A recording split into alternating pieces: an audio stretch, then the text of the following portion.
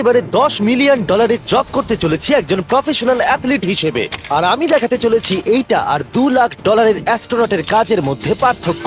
এটা দুর্দান্ত। আর $1 লাখ দেওয়া হয় ডাইনোসরের হাড় খুঁজে বার করার জন্য। ও মাই গড! আরো অনেক জব দেখাবো। আর সব থেকে কম টাকার জব যেটা আমি খুঁজে পেয়েছি, গোল্ড প্যানিং, যাদের রোজগার বছরে $1। কিন্তু আমরা মিলিয়ন উপার্জন করব। একদমই নয়। বেসিক্যালি গোল্ড প্যানাররা এটার মধ্যে প্রথমে মাটি দেয়, তারপর জলের মধ্যে এটাকে নাড়াচাড়া করে, তার ফলে গোল্ড ফিল্টার্ড হয়ে নিচে পড়ে যায়। কিন্তু এটা সহজ নয়, কারণ 5 ঘন্টা খোঁজার পরেও আমি সত্যি বলতে কিছুই পাইনি। ও বয়েজ, আমি গোল্ড পেয়েছি। এই ছোট্ট জিনিসটার মূল্য কত হবে? এটা হবে 2 সেন্ট। আমি এটাই বলতে চেয়েছিলাম। সারা বছর এই কাজটা করে তুমি মাত্র $1 রোজগার করবে, কিন্তু সৌভাগ্যবশত আমরা সেই জব করতে চলেছি যেটা করে বছরে $10 মিলিয়ন রোজগার করা যায়। কিন্তু প্রথমে দেখা যাক যে কাজ করে মানুষ বছরে $1 লাখ রোজগার করতে পারে। মিউজিয়ামের জন্য ডাইনোসরের বোন খুঁড়ে বার করা। আর হ্যাঁ, এগুলো ফেক, কারণ ওদের অস্তিত্ব আর নেই। এটা হলো আমাদের কাজ করার জায়গা।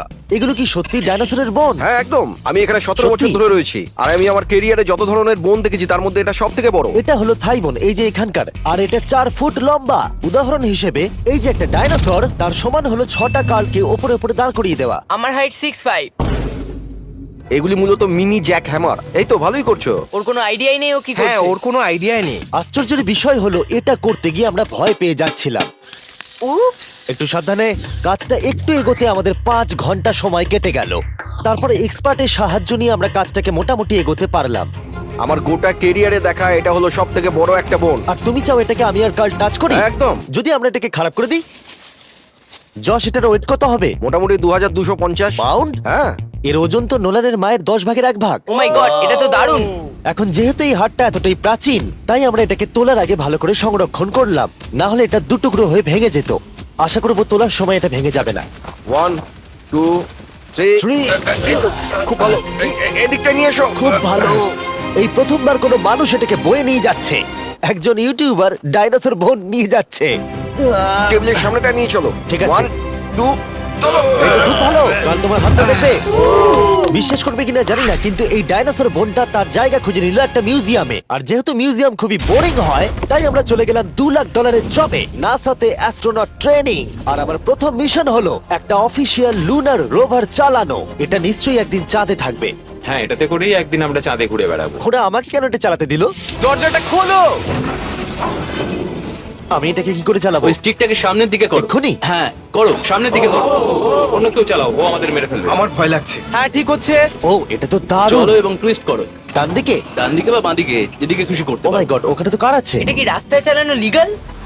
হ্যাঁ, এখানে রাস্তায় লিগ্যাল আছে। ও, এটা সত্যিই দুর্দান্ত। আমরা সাইড হয়ে যাচ্ছি কেন? আমি জানি না এটা কি করে সোজা চালাবো। আর আমার যেন মনে হচ্ছিল আমি ড্রিঙ্ক করে এটা চালাচ্ছি। কিন্তু তাও আমি এটাকে নাসার লুনার ট্রেনিং ইয়ার্ডে নিয়ে যাওয়ার চেষ্টা করছিলাম, যেখানে আসল টেস্ট ছিল। ও, অফরোডিং। ও গড। ও, এটা তো খুব লাফাচ্ছে। তোমরা চাও এই হিলটা দিয়ে চালিয়ে আমি নিচে নামি? এটার মধ্যে কি কোনো সিট বেল্ট নেই? এখানে একটা সিট বেল্ট আছে, কিন্তু আমরা ইউজ করি হ্যাঁ, না। এখানে সিট বেল্ট আছে কিন্তু কেউ ইউজ করে না। এটা জেনে ভালো ও, লাগলো। এটা তো খুবই স্টিপ। ও ওরে বাপরে, আমরা কি সত্যি নিচে নামবো? আমার সিট বেল্ট চাই এক্ষুনি। ও মাই গড। দাঁড়াও, আমরা হিল থেকে সাইড হয়ে থামাও, নামছি। থামাও গাড়িটাকে। ঠিক আছে, ঠিক আছে। তোমার হাতটা তুলে নাও যাতে ওরা দেখে আমি চালাচ্ছি। আরে, ও তো সত্যি তুলে নিল। ঠিক আছে, আমি আরে, উঠে যাচ্ছি, নিককে না, দিচ্ছি। না, না, না, দাঁড়িয়ে এখানে পড়ো। বসো। না। আমরা কি ফ্রেটারে সাইড হয়ে নামবো? ধরো আমাকে কাল। ধরো আমাকে। ল্যারান, আমি বলতে চাইছি তুমি চাঁদে কিন্তু সার্ভাইভ করতে পারবে না, না। আমি নিশ্চয়ই পারবো। এর পরের ট্রেনিং এ নাসা আমাকে দেখালো তাদের বিশাল স্পেস ফেসিলিটি। ওরে বাবারে, এটা হলো পৃথিবীর দ্বিতীয় বৃহত্তম পুল। সত্যি কথা বলতে মনে হচ্ছিল ওরা আমাদের কি ট্রেনিং দিচ্ছে, বিশেষ করে যখন আমাদেরকে স্পেস স্যুট দেখানো হলো। আমি যতদূর জানি তুমি একটা স্পেস স্যুট পরলেই তুমি অ্যাস্ট্রোনট হয়ে যাবে। কিন্তু এর মধ্যে একটা গন্ডগোল আছে। স্পেস ওয়াকে তোমাকে কি ডায়পার পড়তে হয়? তোমাকে 12 ঘন্টা স্যুটটা পরে থাকতে হবে। ওয়াও, এই নাও। এটা সত্যি একটা অ্যাডাল্ট ডায়পারের মতো। ওকে, আচ্ছা, একটু সাবধানে। হ্যাঁ। এটা হাতে তৈরি করা। এটা পরে কিন্তু অনেকবার স্পেসে ঘোরা হয়েছে। তার মানে আসল অ্যাস্ট্রোনটরা এটা মনে পড়েছে। রেখো এই অ্যাস্ট্রোনটটা কিন্তু এর মধ্যে টয়লেট তুমি করেছে। কি এর মধ্যে টয়লেট করেছো? আমি না, এই স্যুটটা নয়। ঠিক আছে। ওকে, আমার পরের মিশন কখন শুরু হবে তুমি এখন থেকে 1 বছর পর কি করবে? ভেবে দেখতে হবে। ওকে ওকে। আমার ট্রেনিং এর ফাইনাল স্টেপে সবথেকে দুর্দান্ত জিনিসটা আমি করেছিলাম। ওরা আমাকে মুন টাচ করতে দিল। না না, এটাকে জোরে টানতে হবে। এটার ওয়েট 9000 পাউন্ড। এটার ওয়েট 9000 পাউন্ড। ভাই, দারুণ। পৃথিবীর মধ্যে এটা সব থেকে বড় চাঁদের পাথরের কালেকশন। আমার বিশ্বাসই হচ্ছে না এটা আমি করতে যাচ্ছি। তুমি এখন জানলে আমাদের ইউটিউব চ্যানেল আছে। হ্যাঁ। ও মাই গড, এগুলো সোজা মুন থেকে নিয়ে আসা হয়েছে। তুমি আমাকে এটা ছুঁতে দেবে, তার কত পার্সেন্ট চার্জ আছে? 0। গতকাল আমরা একটা ডাইনোসরের ফসিল খুঁজে বার করেছি, তাই আমি এই বিষয়ে এক্সপার্ট। আমি এটা টাচ করি, না। চেষ্টা তো করলাম। এই যে মেটেরিয়ালটা দেখতে পাচ্ছ, এটা হলো আসলে লুনার সয়েল। ও মাই গড, তুমি এখন চাঁদকে ছুঁয়ে ফেললে। ও, এটা তো দারুণ। তার মানে এই টিউবের ভেতরে চাঁদের মাটি আছে, আর এটাকে নিয়ে আসার পর খোলাই আর হয়নি। তোমরা চেক করনি তাহলে এর ভেতর তো এলিয়েনও থাকতে পারে। হ্যাঁ, চাঁদ থেকে আনা হয়েছে, তাই থাকতেই পারে। দাঁড়াও। থেকে এটা আমরা চাঁদ শুনলে? থেকে। আর তারপরে আমরা এলিয়েনরা যে সত্যি আছে এটা জানার পরে আমরা গেলাম স্ট্র্যাটোস্ফিয়ারে আমাদের পরের জব করতে। সেখানে নোলান আর গার্ল একটা প্লেন চালাবে। আমি আগে কোনোদিনও প্লেন চালাইনি। আমরা জানি না আমরা কি করছি। প্রথম দিনের ফ্লাইট ট্রেনিং এ তোমাদের স্বাগত। আমি মজা করছি না, ছেলেরা প্রথম প্লেন চালাতে চলেছে, তাও আবার মাত্র একবার এই ফ্লাইট সিমুলেটরে প্র্যাকটিস করার পরে। আচ্ছা, এটা হলো আমাদের থ্রটল। এটা পেছন দিকে টানলে এটা স্লো হবে, ঠিক এইভাবে। ও মাই গড। আর নোলান ক্র্যাশ করার পরে, ক্র্যাশ করার পরে এবং ক্র্যাশ করার পরে, প্লেনটাকে ক্র্যাশ করে দিলে। তারপরে যদিও সে সাকসেসফুলি ল্যান্ড করিয়েছে, আর সেই কারণেই সে আসল প্লেন চালাবার অনুমতি পেল। বাপরে, আমার খুব ভয় এই, লাগছে। তুমি এটা করতে পারবে না নোলেন। প্লিজ তুমি আরো ভালোভাবে প্র্যাকটিস করে এসো। ও মাই গড, আমি এখন একটা প্লেন চালাবো। ও মাই গড। ওকে, তাহলে আমরা যাব। তুমি তৈরি? হ্যাঁ, আমি একদম প্রস্তুত। Full throttle, approaching 60। কিছুটা কাঁপছে, কিন্তু তুমি এটাকে জাস্ট টিপ টেনে দাও। আমরা টেক অফ করছি। এই তো, খুব ভালো। ও মাই গড, তোমার প্রাণ এখন আমার হাতে। এ সত্যি এই পুরো জিনিসটাকে একা কন্ট্রোল করছে। হ্যাঁ, ও সবকিছু একাই করছে। আচ্ছা, টার্বুলেন্সের জন্য ক্র্যাশ হয় না তো? কি বলি? এটা দেখো, আমি এখন ডান দিকে যাব। চলো। ডান দিকে চলো। ও মাই গড, আমরা হেলে যাচ্ছি। আমার বিশ্বাসই হচ্ছে না এটাকে আমি কন্ট্রোল করছি। হাত ছেড়ে দিয়েছি। এরকম করো না। ও মাই গড। তুমি কি পাগল? আমি তোমাকে মেরে ফেলবো। ঠিক আছে, আমরা ওখানে যাব, তারপর ফিরে এসে ল্যান্ড করব। ও মাই গড, এবার কি হবে? এই একটাই জিনিস যেটা সব মানুষের কাছে বড় চ্যালেঞ্জ। ঠিক আছে, এবার আমি নামছি। আমার মেন্টাল হেলথ এখন একদম ঠিক নেই। এই জায়গাটায় আমি সবসময় সিমুলেটরে ক্র্যাশ হয়ে যাচ্ছিলাম।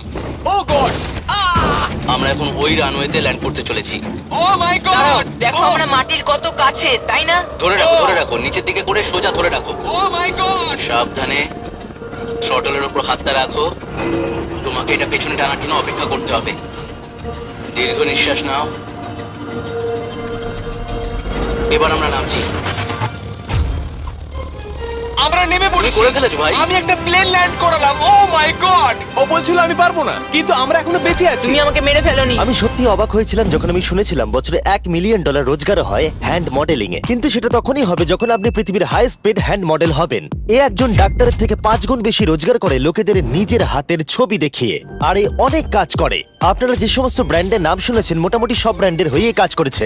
সে পারিশ্রমিক হিসেবে $1 মিলিয়ন করে নেয় পার হ্যান্ড। আমি আর অপেক্ষা করতে পারছি না কখনো এটা করবে। প্রথমে ও আমাদের হাত এক্সামিন করবে। আমার মনে হয় না আজকে আমার দিনটা খুব একটা ভালো কাটবে বলে। ওকে, আমি যেটা দেখতে পাচ্ছি তোমার নোকের ওপর অনেক কাজ করতে হবে। ঠিক বলেছো। একদম। ওর হাতটা বাজে, বুঝলে? দেখো এর হাতে কার্লের থেকে কত বেশি লোম আছে। এর জন্য কি আমি বেশি টাকা পাবো? স্কিন টেক্সচারটা তোমার থেকে ওর অনেকটা ভালো। তুমি কি ঠিক করে দিতে পারবে? জানি না, যদি কিছু মিরাকেল হয় তাহলে হবে। আমি এখনো তোমার হাতটা দেখিনি জিমি। তোমার হাতটা তো গ্লো করছে। এটা তোমার হাতটা দারুণ। এত গ্লসি কেন? আমি জানি না আমার আঙুলের স্ট্রাকচারটা কি ঠিক আছে। হ্যাঁ, এগুলো তো বেশ ভালো, কিন্তু এখানে একটু সমস্যা আছে, স্কিন সমস্যা আছে, কিন্তু এগুলো ঠিক করা যাবে। আমাদের হাতের উপরে অনেক কাজ করতে হবে, তারপর আমরা শুটের জন্য তৈরি হয়ে যাব, যেটা আমার আর কার্লের জন্য খুবই ইজি ছিল, কিন্তু লেজারের জন্য অতটাও নয়। ও গড। ভাই এই লোমগুলো দিয়ে তুমি দারুণ জিনিস বানাতে পারবে।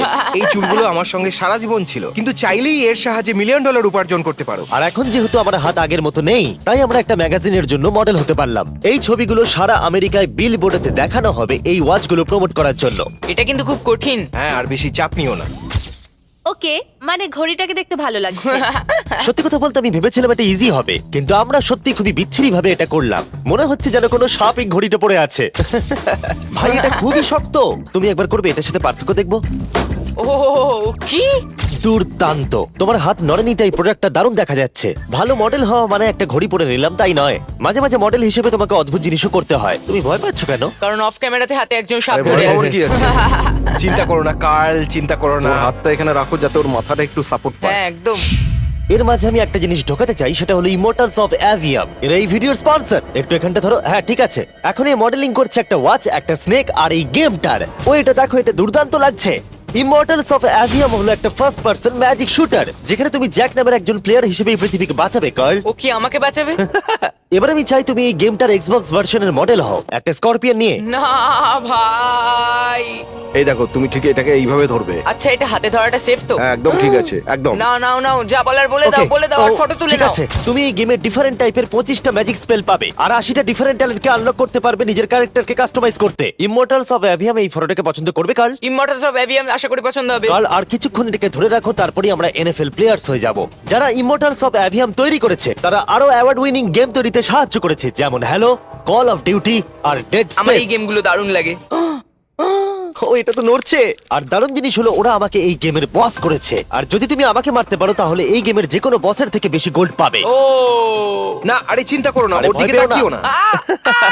ইমর্টালস অফ অ্যাভিয়াম এখন এক্সবক্সে ফ্রি ট্রায়াল দিচ্ছে, তার সাথে PS5 এও আর স্টিমেতেও ফ্রি ডেমো অ্যাভেলেবল মনে আছে। হচ্ছে তুমি যে আমার পারবে, ভেতর ঢুকে তুমি গেছে পারবে। নাকি হাতের তলায়। আমরা এতটাই বাজে করছিলাম যে একজন হ্যান্ড মডেলকে আনাতে হলো যাতে স্পন্সররা এই ফটোগুলোকে অ্যাপ্রুভ করে। ডেসক্রিপশনে দেওয়া লিংকে ক্লিক করো যদি তোমরা এক্ষুনি ইমর্টালস অফ অ্যাভিয়াম খেলতে চাও। আমি আর হ্যান্ড মডেল হতে চাই না। আর যদিও আমাদের ফটোগুলো অতটা ভালো ছিল না তবুও গোটা দেশের বিলবোর্ডে সেগুলো স্থান পেল। আর এবার হলো শেষ কাজ যেটার জন্য বছরে $10 মিলিয়ন রোজগার করা যায়। একদম ঠিক, আমি জয়েন করতে চলেছি লিটারালি NFL। এটা আমার একটা স্বপ্ন ছিল। যদি তোমাদের মনে হয় এটা ফেক, এই দেখো আমি সাইন করছি একটা রিয়েল কন্ট্রাক্ট। তার ফলে আমি বাকেনিয়ার্স এর এখন রিয়েল প্লেয়ার আর ওরা আমাকে দেবে $10 মিলিয়ন। আমি হয়তো এটা পাবো না কিন্তু অ্যাটলিস্ট এটা অ্যামাউন্টটা তো বললো। না না, ডলারের ওপর ফোকাস করো। এখন থেকে এটা অফিসিয়াল, কংগ্রাচুলেশন। তাহলে আগামী 48 ঘন্টার জন্য আমি অফিসিয়ালি প্লেয়ার। তুমি এখন অফিসিয়ালি প্লেয়ার। কথা দিচ্ছি আমি হতাশ করব না। আমি কথা দিচ্ছি ও হতাশ করবে। কন্ট্রাক্টটা শেষ করেই আমি আমার টিম নিয়ে মাঠে নেমে পড়লাম 60,000 দর্শকের সামনে। প্রথম স্টেপ হলো ওয়েট ট্রেনিং। এটা হালকা হচ্ছে, ওয়েটটা একটু বাড়িয়ে দিই চলো। এই তো খুব আমার ভালো। মনে হচ্ছে না ওরা আমাকে 10 তোমাকে মিলিয়ন struggle হ্যাঁ, খুব করতে ভালো হবে। হচ্ছে। তুমি কি উইনার নাকি তুমি ফ্যালকন? খুব ভালো। আমি লক্ষ্য করলাম NFL প্লেয়ার হলেই তোমাকে উৎসাহ দিতে সবাই চাচায়। আচ্ছা এই জিনিসটা কি তোমাদের টিমের সবথেকে স্ট্রং প্লেয়ার করে? দেখা যাক এটা আমি একবার করতে পারি কিনা। ওরা এটা 12 বার করে। ওরে বাবারে। ওরা সাধারণ মানুষ নয়। আমি চাইবো না ওরা আমাকে ধাক্কা মারুক। আরেকটা চলো, তুমি পারবে। ফুটবল। Easy! আরেকবার, কাম অন। NFL এত শক্ত কেন? তাদের টিপিক্যাল ওয়ার্কআউটের সাথে এটার পার্থক্য কতটা? অনেক বেশি। যাক একটু মাথা ব্যথা তো দূর হলো। কিন্তু তোমাকে পরে ওগুলোই করতে ঠিক হবে। আছে। এরপরে আমি প্রথম প্র্যাকটিস করলাম টেম্পা বে বাকেনিয়ার্স এর ট্রেনিং গ্রাউন্ডে। আমি দেখা করলাম আমার কোচের সাথে। কেমন আছেন? তুমি কেমন আছো? ভালো। আর আমার নতুন টিমমেটদের দেখা সাথে করে খুব ভালো লাগলো ভাই। আমার নাম শেখ। আমার তোমার ভিডিও খুব ও, ভালো সত্যি? লাগে। তারপর ক্যান্ডি বার আর হ্যাঁ কালকেও। Thanks, ভাই। আর আমার নতুন টিমমেটরা বিশ্বাসই করছিল না আমি সত্যি করে টিমে সাইন করেছি। তাই আমি আমার কন্ট্রাক্টটা ওদের দেখালাম। এটা একই তো যাতে তোমরা সাইন তুমি তো করেছিলে? দেখছি আমার থেকে বেশি টাকা পাচ্ছ গো। আমাকে এত কিন্তু দেওয়া তুমি হয় করলে না। দেখতে পাবে 48 ঘন্টার মধ্যে ক্যান্সেল না করলে কিন্তু ও, আমরা ক্যান্সেল হ্যাঁ। করে দেবো। দেখো এখানে যদি আরো আমি অনেক সঠিক কিছু বলি। লেখা আছে। যাই হোক অফিসিয়ালি তুমি এখন আমি আমাদের জানি, টিমে। Thank you. কিন্তু আমার অন্য তোমাকে এখন টিমমেটরা অনেক ওখানে খাটতে আছে। হবে। ওদের কাছে আমাদের বাচ্চা মনে হচ্ছে, ওরা খুবই লম্বা। একবার ওর হাইটটা তো দেখো। সত্যি কথা বলতে এর আগে আমি কখনো ফুটবলই খেলিনি, তাই ওরা আমাকে একটা কিক মারতে দিল যেটা আরিয়া। ও, আমি বিচ্ছিরি ভাবে করলাম। মিস্টার বিস্ট আজকে সারাদিন প্র্যাকটিস করো, কালকের মধ্যে রেডি হতে ঠিক হবে। বলেছো, ঠিক বলেছো। আমি চেষ্টা করছি। যেহেতু এর আগে আমি কখনো কোয়ার্টারব্যাক খেলিনি, আমি ছুটছি। আমি যতদূর পারলাম ছোড়ার চেষ্টা করলাম। এটা টাচডাউন। তোমাদেরকে আমি বলে দিই যে টিমটা আমি জয়েন করেছি সেটার হয়ে টম ব্র্যাডি সুপার বোল জিতেছে। তাই ভাবলাম ওকে সারপ্রাইজ দিলে ভালো লাগবে। ও এই তো টম। ও এক্ষুনি আমার লেগে যাচ্ছিল। টিভি কেমন আছো ভাই? কেমন আছো কেমন টিভি? আছো ভাই? এখানে একজন আমার বন্ধু আছে, ও খুশিতে প্রায় মরেই যাবে যদি তুমি ওকে একটা না, না, হাই বলো। তুমি এটা একদম করো আমি না, জানি জিমি, তুমি খুব করো না খুশি। এটা। ও শেষ। এরপরে আমরা প্র্যাকটিসের থেকে বেশি মজা করতে শুরু করলাম। লিটল ম্যান, ও তারিক, তুমি অনেক ছোট। হ্যাঁ, তুমি যাও গিয়ে শুট করো। ঠিক আছে, পরে দেখা হবে। কেউ কেউ আমার দুদিনের কন্ট্রাক্ট নিয়ে প্রশ্ন করছিল, তাই বাক্স আমার জন্য একটা প্রেস কনফারেন্সের আয়োজন করলো। আমাদের সামনে একটা বড় খেলা আছে, আমরা শুধু সিরিয়াস প্রশ্নেরই উত্তর দেব। এটা কি পাবলিসিটির জন্য করছো? তাহলে এখানে কি করছো? যতটা সম্ভব ভালো ভিডিও তৈরি করার হ্যাঁ, জন্য। এটা পাবলিসিটির জন্যই করা। পরিষ্কার বলে দিই আমি NFL প্লেয়ার নই। জিমি তোমার এই টিমে এসে কেমন লাগছে? আমার দারুণ লাগছে। সত্যি কথা বলতে কি আমার ভাবনার থেকে ওরা আমাকে বেশি আপন করে নিয়েছে। আপনি কতক্ষণ খেলবেন বলে ঠিক করেছেন? জানি না, এবং বারবার বোঝানোর পরে যে এটা কিছু সময়ের জন্য। তারপরে আমি চলে গেলাম মেজার করতে। 6 feet 4 and half। 6'4.5" কাল তুমি তো 6'5". আমি 6'5". হ্যাঁ হ্যাঁ। এই মেজারমেন্ট গুলো ছিল আমার গিয়ার আর ইউনিফর্ম ভালোভাবে ফিটিং হওয়ার জন্য। এটা কিন্তু দেখতে দারুণ লাগছে। চলো শুরু করি তাহলে। যখন আমি তৈরি হয়ে গেলাম, অফিসিয়াল গেম ডে চলে এলো। আমি জানি না ওরা আমাকে কেন এটা করতে দিচ্ছে, কিন্তু হ্যাঁ থ্যাঙ্কস বাক্স। তোমরা কি আমাকে এই টিমে দেখে অবাক হচ্ছ? হ্যাঁ, এটা আমার প্রথম ফুটবল যেটাতে আমি সাইন করলাম। জিমি এখন যে কোনো মুহূর্তে বেরিয়ে আসতে ওরা পারে। বললো যদি আমি 100 অব্দি থাকতে পারি তাহলে ওরা একটা খেলা খেলবে। আমাকে একটা সাহায্য করবে, উত্তেজিত হয়ে ওঠো। ভালো বলেছো। এটার প্রথম গেম আর এটা সম্ভবত শেষ। অবশ্যই ওর শেষ গেম। আমি জানি না কি হতে চলেছে। ক্যাননগুলোকে ফায়ার করো! এটা দুর্দান্ত। আর যেহেতু আমি একমাত্র এই এনএফএল গেমেতেই অংশগ্রহণ করছি, তাই টিম আমাকে লিড করবার সুযোগ করে দিল।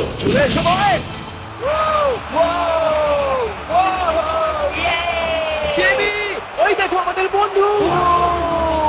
প্লেয়াররা যেন আমাকে চাপা দিয়ে না চলে যায়। এটা কি তোমার জীবনের সব থেকে ভালো দিন? এটা আমার জীবনের সবথেকে ভালো দিন জিমি। আই লাভ প্লেয়াররা ইউ। ওদের থেকে আগে চলে যাচ্ছে। জিমি এখন এনএফএল প্লেয়ার। কেমন আছো তোমরা? আমি তোমাদেরকে হতাশ করবো না, যদিও সম্ভবত আমি খেলবো না। লাভ ইউ দেখো কি বড় একটা প্লেন। আমেরিকা চলো ফুটবল খেলা যাক।